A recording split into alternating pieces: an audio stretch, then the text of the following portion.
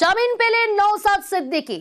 নওশাদ সিদ্দিকীকে কিছুক্ষণ আগে আদালতে পেশ করা হয়। একাধিক জামিন অযোগ্যতার মামলা হয়, তবে জামিন পেলেন নওশাদ সিদ্দিকী। গতকাল আমরা দেখেছি যে আইএসএফের বিক্ষোভকে কেন্দ্র করে একেবারে ধুন্ধুমার পরিস্থিতি তৈরি হয়েছিল।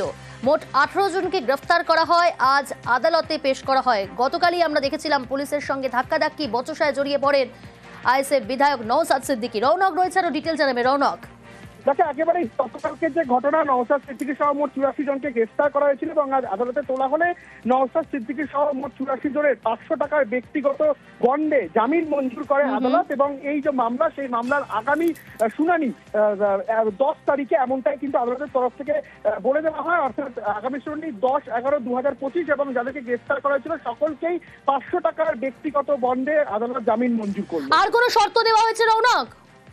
তবে এখনো পর্যন্ত যে ঘটনায় তাদেরকে গ্রেফতার করা হয়েছিল, অর্থাৎ কর্তব্যরত পুলিশ কর্মীদের কাজে বাধা দেওয়া সহ আরো বেশ কয়েকটি মামলা ছিল, সেক্ষেত্রে এই 500 টাকার ব্যক্তিগত বন্ডে তাদেরকে জামিন দিয়েছে। এছাড়া কিন্তু কোন রকম শর্তের কথা এখনো উল্লেখ করা হয়নি এবং সেক্ষেত্রে যাদেরকে গ্রেফতার করেছে সকলকে যে ব্যক্তিগত বন্ড 500 টাকার, তার বিনিময়তেই কিন্তু জামিন মঞ্জুর করা হয়েছে। বেশ। নিউজ